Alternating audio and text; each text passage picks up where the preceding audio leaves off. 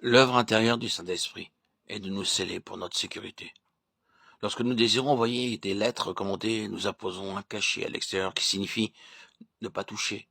Le cachet est là, et seule la personne dont le nom est sur l'enveloppe peut ouvrir la lettre. Le sceau dans la Bible parle de sécurité.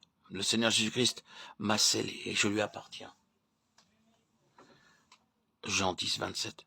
Si vous êtes devenu sa brebis, vous êtes en sûreté, car Dieu a mis son sceau sur vous, et le diable ne pourra jamais vous emporter. Le Seigneur déclare clairement, et les brebis ne périront jamais, et personne ne les ravira de ma main. Versets 28-29. Le Seigneur nous connaît. 2 Timothée 2, 19. 2 Corinthiens 1, 22. La troisième œuvre du Saint-Esprit est donc de me sceller pour faire de moi la possession rachetée du Seigneur Jésus-Christ. Le diable peut venir, mais il ne réussira jamais à m'arracher de la main du Seigneur, parce que le sceau de mon Seigneur est là, et je suis en sûreté en lui. Je lui appartiens. Parmi tous les animaux, la brebis est l'animal le plus vulnérable.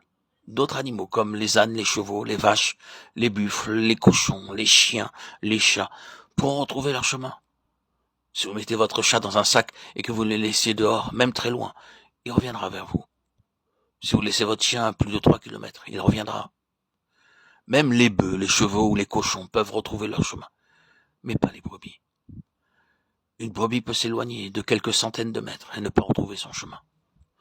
Le berger doit aller à la recherche. Dans Ésaïe 53:6, nous lisons « Nous étions tous errants, comme des brebis. » Et le Seigneur est venu nous chercher. Il dit « Mes brebis entendent ma voix. » Lorsque 4 ou 5 bergers gardent leurs brebis dans le même enclos, puis la nuit, ils veillent l'un après l'autre pour préserver leurs brebis des bêtes sauvages. Tôt le matin, le premier berger siffle. Lorsqu'il commence à siffler, ses brebis le suivent très rapidement. Il marche devant elles pour les conduire. Ensuite, vient le deuxième berger. Il siffle aussi d'une autre manière et ses brebis le suivent. Dieu dit, elles ne suivront point les étrangers. Même si sur d'autres points, elles sont très stupides, ce sens chez elles est très exercé. Elles ne suivront point un étranger. Mais elles fuiront loin de lui, parce qu'elles ne connaissent pas la voix des étrangers. Jean 10, 5. Une fois que vous êtes devenu une brebis du Seigneur Jésus-Christ en entendant sa voix, alors aucune puissance ne peut vous enlever de la main de Dieu. Vous êtes en sûreté pour l'éternité. Beaucoup ne sont pas de ces brebis et ne connaissent pas sa voix. Ils ne savent pas comment et quand il parle, car ils ne reconnaissent pas sa voix. Notre Seigneur sait où se trouvent ses propres brebis, et elles sont en sûreté en lui. Il connaît notre condition, les dangers que nous courons, nos difficultés. Il nous console et nous sauve.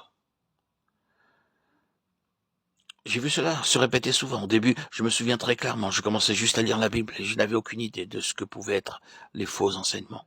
Je ne savais pas ce qu'étaient les faux docteurs.